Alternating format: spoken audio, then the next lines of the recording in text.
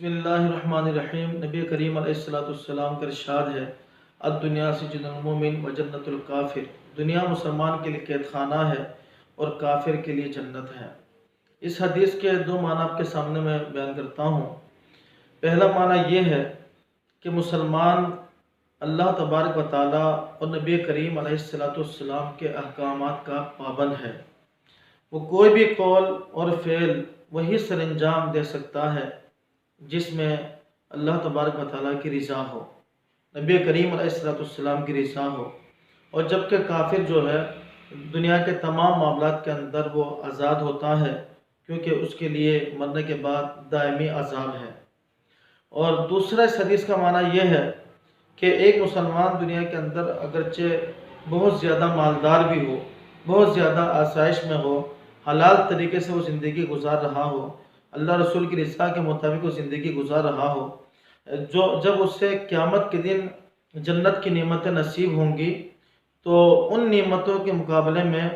دنیا کی نعمتیں کچھ بھی نہیں ہوں گی، اور دنیا کی نعمتیں، دنیا کی آسائش والی زندگی جو ہے اس کے لیے ایسی ہوگی جیسے قید خانے کی زندگی۔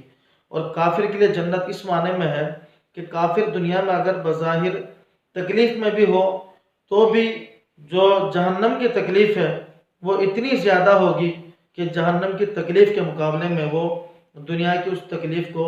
وہ اپنے لیے جنت سمجھے گا اور اپنے لیے آسانی سمجھے گا۔ تو حدیث پاک کا جو پہلا معنی ہے، تو اس حوالے سے میں اپنے دوست احباب کو میں یہ پیغام دینا چاہوں گا کہ نبی کریم علیہ السلام کے ارشاد پر عمل کیجئے۔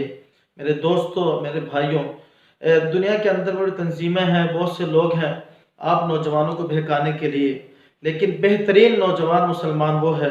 بہترین انسان وہ ہے کہ جو اپنی گردن کو نبی کریم علیہ السلام کی بارگاہ میں جھکا دے۔ میرا آقا کا ارشاد ہے، لا یؤمن احدکم حتی یکون ہواہ تبعا لما جئت بہ، کہ کوئی بھی مسلمان اس وقت تک کامل مومن نہیں ہو سکتا جب تک کہ اس کی خواہش میرے لائے ہوئے دین کے تابع نہ ہو جائے۔ تو ہم اپنی سوچ، اپنے خیالات کو جو ہیں اسی زاویے سے لے کر چلیں کہ جو نبی کریم علیہ السلام نے ہمیں پیمانہ دیا ہے، جو معیار دیا ہے،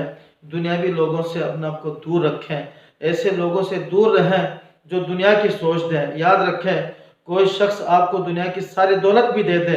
اگر اس کے اندر اللہ تبارک و تعالیٰ کی ناراضگی ہو اور نبی کریم علیہ السلام کی ناراضگی ہو، اس کی بات کتنی خوبصورت کیوں نہ ہو، اس کی بات کتنی اچھی کیوں نہ ہو، اس کا کام کتنا اچھا کیوں نہ ہو،